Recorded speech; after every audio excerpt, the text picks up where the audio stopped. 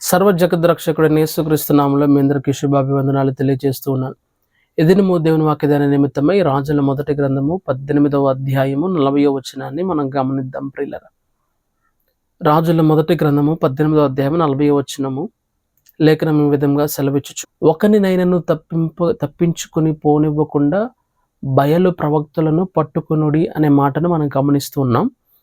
అయితే పర్టికులర్గా ఆ వచ్చిన వాక్య భాగంలో మనము ఒకరినైనాను తప్పించుకొని పోనివ్వకుండా అంటే ఈ మాట ద్వారా మనం మన జీవితాల్లో ఏం అర్థం చేసుకోవచ్చు అంటే, ముందు నేపథ్యాన్ని మనం గమనించి ఆ తర్వాత మన జీవితాల్లో మనం లేఖనాలని ఆపాదించుకుందాం ప్రియులారా. నేపథ్యాన్ని ఆలోచన చేయగలిగినట్లయితే మనందరికీ ప్రవక్త అయిన ఏలియా తెలుసు. గొప్ప ప్రవక్త, రోషం కలిగిన ప్రవక్త. ఒకానొక సందర్భంలో బయలుదేవతకు దేవుడైన యెహోవాకు వారందరూ కూడా బలిని అర్పించే ఒక క్రమం జరిగినట్లుగా మనం గమనిస్తూ ఉన్నాం. బయలు ప్రవక్తలేం ఉదయం మొదలుకొని సాయంత్రం వరకు బయలా దిగిరా అని ఆ యొక్క బలిపీఠం మీద బలి అర్పించడానికి అంతా సిద్ధం చేశారు. బయలా దిగిరా అంటే దిగి రాలేదు.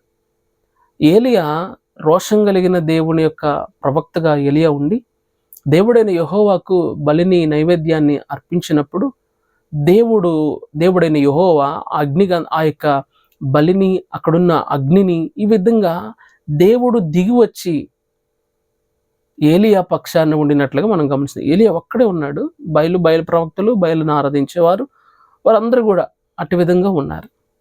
ఇప్పుడు ఏలియా ఏమంటున్నాడంటే, వారిలో ఒక్కనైనను పోనివ్వకుండా బయలు ప్రవక్తలను పట్టుకోండి.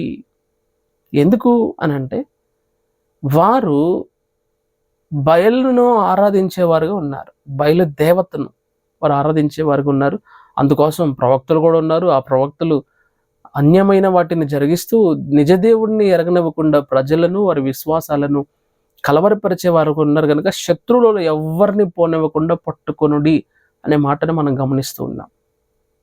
అయితే మన జీవితాల్లో మనం చూడగలిగినట్లయితే ఒకానొక దినం రాబోతుంది.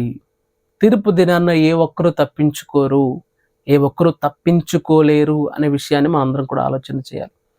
ఏ విధంగా బయలు ప్రవక్తను ఆరాధించే వారందరూ కూడా ఏ విధంగా చంపబడ్డారో, ఏ విధంగా తీర్పులోనికి, ఏ విధంగా వారి ప్రాణాలు కోల్పోయారో, ఈ రోజున నిర్జీవమైన వాటిని, ఏమీ చేయలేని వాటిని ఆరాధిస్తున్న వారి జీవితాల్లో కూడా ఇటువంటి పరిస్థితి ఎదురవుతుంది రాబోతున్న దినాల్లో అనే విషయాన్ని మనం గమనించాలి. అంత మాత్రమే కాదు, దేవుని పక్షాన ఉంటే దేవుడు మన శత్రువులు ఎవరిని విడిచిపెట్టడు. ఆయన మన శత్రువులకు ఎంతైతే పనిష్మెంట్ ఇవ్వాలో, ఎంత శిక్ష వారు పొందుకోవాలో అట్టి శిక్షకు వారు అర్హులు, పాత్రులు అనే విషయాన్ని మనం అర్థం చేసుకోవాలి. దేవుడు ప్రేమిస్తాడు, అంత మాత్రాన దేవుడు శిక్షించడు అని బైబిల్ ఎక్కడా చెప్పడం లేదు. నో డౌట్ దేవుడు అందరినీ ప్రేమిస్తాడు. తారతమ్యాలు ఏమీ లేవు ఆయనకి. ఆయన అందరినీ ప్రేమిస్తాడు.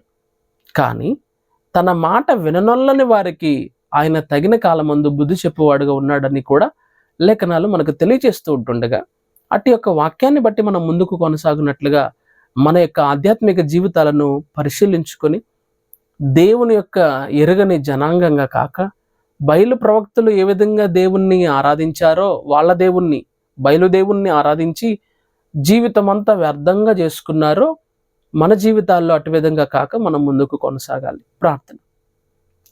పరిశుద్ధ ఆత్మదేవ నీకు వందనాలు, స్తోత్రాలు తండ్రి.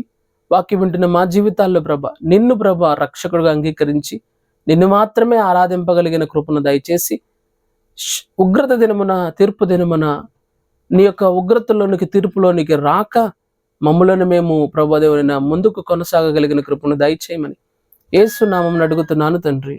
ఆమేన్.